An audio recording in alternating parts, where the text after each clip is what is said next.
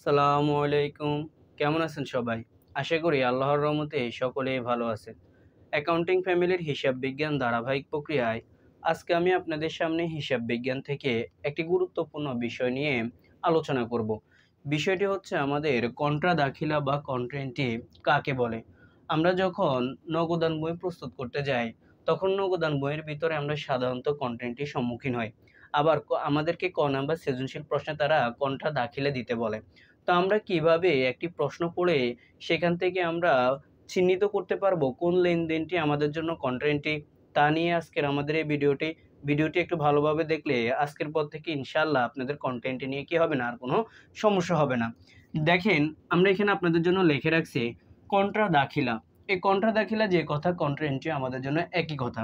বিষয়টি কি দেখেন, যে সকল লেনদেনের ফলে নগদান হিসাব ও ব্যাংক হিসাব দুইটি একসঙ্গে প্রভাবিত হয়, ওই সকল লেনদেন সমূহকে কন্ট্রা দাখিলা বা কন্ট্রা এন্ট্রি বলে। ভালো করে এই সংজ্ঞাটি একটু মনে রাখেন। যে আমি এখানে যে সংজ্ঞাটা লিখছি তা হচ্ছে, যে সকল লেনদেনের ফলে, অর্থাৎ একটি প্রশ্নের ভিতরে অনেকগুলো লেনদেন থাকবে। এই লেনদেনগুলোর মধ্যে যে সকল লেনদেন নগদান হিসাব ও ব্যাংক হিসাব এই দুইটিকে একসঙ্গে প্রভাবিত করবে। ভালো করে মনে রাখেন, একটা লেনদেন যদি কখনোই আপনার নগদান হিসাব ও ব্যাংক হিসাব দুইটিকে একসঙ্গে প্রভাবিত করে, ওই লেনদেনটাকে আপনি কি বলবেন, সেটি হচ্ছে আপনার জন্য কন্ট্রা দাখিলা বা কন্ট্রা এন্ট্রি। ভালো করে এই জিনিসটি আপনাদেরকে মনে রাখতে হবে। এখন প্রশ্ন হচ্ছে, আমরা কিভাবে বুঝবো যে একটা লেনদেন একই সঙ্গে নগদান হিসাব এবং ব্যাংক হিসাবকে প্রভাবিত করে? তার জন্য আমি আপনাদের সামনে এখানে কিছু উদাহরণ লিখে রাখছি। দেখেন, উদাহরণটি হচ্ছে, ব্যাংকে জমা দেওয়া হলো ৫০,০০০ টাকা। দেখেন, এই এন্ট্রির মাধ্যমে কিন্তু আপনি এখন ধরতে পারবেন কোনটা আপনার জন্য কন্ট্রা এন্ট্রি। আমরা একটু আগে কি বলছি নগদান হিসাব এবং ব্যাংক হিসাব এই দুইটিকে একসঙ্গে প্রভাবিত করতে হবে একটা লেনদেন। তাহলে দেখেন, এটা আমার জন্য একটা লেনদেন। এই লেনদেনটা আমাদের একসঙ্গে এখন নগদান হিসাব এবং ব্যাংক হিসাবকে প্রভাবিত করলে, তাহলে এটিকে আমরা ধরতে পারবো এটা আমাদের জন্য কন্ট্রা এন্ট্রি। দেখেন, ব্যাংকে জমা দেওয়া হলো ৫০,০০০ টাকা। আপনি যদি ব্যাংকে জমা দেন, তাহলে আপনি কিভাবে জাবেদা দিবেন? আপনি যখন ব্যাংকে টাকা জমা দিবেন, তখন একদিকে আপনার ব্যাংকের সম্পদের পরিমাণ কি পাবে? বৃদ্ধি পাবে।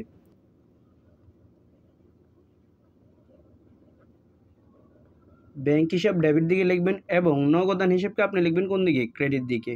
লিখবেন নগদান হিসাব ক্রেডিট। তাহলে দেখেন, এই যে একটি লেনদেন, অর্থাৎ ব্যাংকে টাকা জমা দেওয়া হলে আপনার থেকে নগদ টাকা চলে যায়, তাহলে আপনার নগদ নামক সম্পদের পরিমাণ কমে যায়। তখন নগদান হিসেবকে লিখবেন আপনি ক্রেডিট দিকে। অন্যদিকে আপনার ব্যাংকের সম্পদের পরিমাণ কি পাবে? বৃদ্ধি পাবে। যে ব্যাংক অ্যাকাউন্টটা আপনার, তার মধ্যে টাকা জমা দিলে আপনার ব্যাংকের সম্পদের পরিমাণ কি পায়? বৃদ্ধি পায়। সেজন্য আপনি লিখবেন ব্যাংক হিসাব ডেবিট। তাহলে দেখেন, এই একটা লেনদেন কিন্তু দুইটা দিককে প্রভাবিত করছে। কোন হিসাব? নগদান হিসাব এবং ব্যাংক হিসাব। তাহলে দেখেন, নগদের বিপরীতে আছে ব্যাংক এবং ব্যাংকের বিপরীতে আছে কি? নগদ।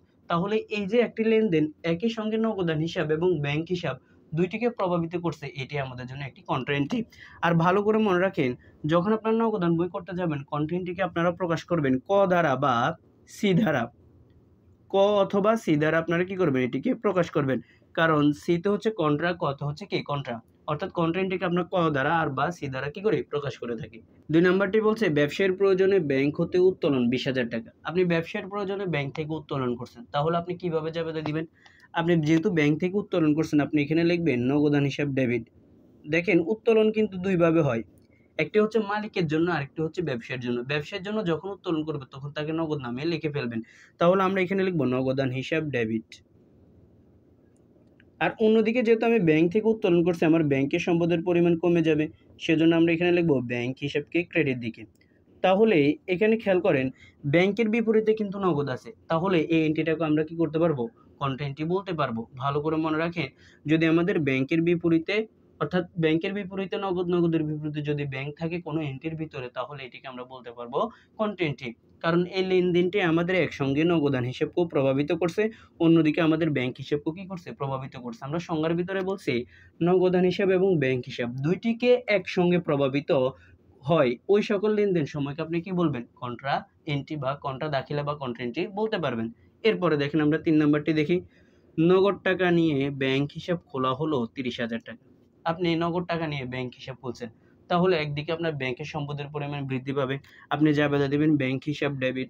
অন্যদিকে যেহেতু নগদ টাকা নিয়ে ব্যাংক হিসাব করছেন, আপনার নগদ নামক সম্পদের পরিমাণ কমে যাবে, তখন জাবেদা দিবেন নগদান হিসাব ক্রেডিট। তাহলে এ জাবেদার মতোই, অর্থাৎ একই সঙ্গে এই লেনদেনটি নগদান হিসাব এবং ব্যাংক হিসাব এবং নগদান হিসাবকে একসঙ্গে প্রভাবিত করছে। তাহলে এই এন্ট্রিটাকে আমরা বলতে পারবো কন্ট্রা এন্ট্রি বা কন্ট্রা দাখিলা। এরপরে দেখেন, ব্যাংক হতে উত্তোলন 20,000 টাকা। এখানে কিন্তু কিছুই বলে নাই, তার মানে এটিকেও ধরে নিব আমরা ব্যবসায়ের জন্য উত্তোলন করছে। যদি কিছু বলা না থাকে উত্তোলনের সময়, তাহলে ধরে নেবেন এটি কিসের জন্য করছে, ব্যবসায়ের জন্য করছে। তাহলে জাবেদা কিভাবে দিবেন, ব্যবসায়ের জন্য যদি উত্তোলন করে লিখবেন ব্যাংক হিসাব, নগদান হিসাব ডেবিট, ব্যাংক হিসাব ক্রেডিট। কারণ ব্যবসার জন্য প্রয়োজনে উত্তোলন করলো বা উত্তোলন করলে ব্যাংক থেকে, তাহলে একদিকে আমার নগদ নামক সম্পদের পরিমাণ বৃদ্ধি পাবে, অন্যদিকে ব্যাংক থেকে উত্তোলন করাতে আমার সম্পদের পরিমাণ হ্রাস পাবে। সেই জন্য এই এন্ট্রিটাকে আমরা কন্টেন্টে বলতে পারবো, কারণ এটি একসঙ্গে নগদান হিসাব এবং ব্যাংক হিসাব দুইটিকে কি করছে, প্রভাবিত করছে। তো আশা করি আপনারা খুব সহজে বুঝতে পারছেন কোনগুলোকে আমরা কন্ট্রা দাখিলা বা কন্টেন্টে বলতে পারি। যেগুলো একসঙ্গে নগদান হিসাব এবং ব্যাংক হিসাব দুইটিকে একসঙ্গে প্রভাবিত করে, তাকে আমরা কি বলে থাকি, কন্ট্রা দাখিলা বা কন্টেন্টই বলে থাকি। আশা করি আজকের পর থেকে আপনাদের কোনটা দাখিলা নিয়ে আর কোনো সমস্যা থাকবে না। কিভাবে আপনারা নগদান বইয়ের ভিতরে কন্ঠা দাখিলার কাজ করতে পারেন, আশা করি আপনারা এখন বুঝতে পারছেন। যদি বুঝতে কোথাও সমস্যা থাকে তাহলে অবশ্যই আমাদেরকে কমেন্ট করে জানাবেন। সকলেই ভালো থাকবেন এবং ভিডিওটি ভালো লাগলে অবশ্যই আপনার বন্ধুদের মাঝে শেয়ার করে আমাদের চ্যানেলটিকে সাবস্ক্রাইব করে পাশে থাকবেন। আসসালামু আলাইকুম।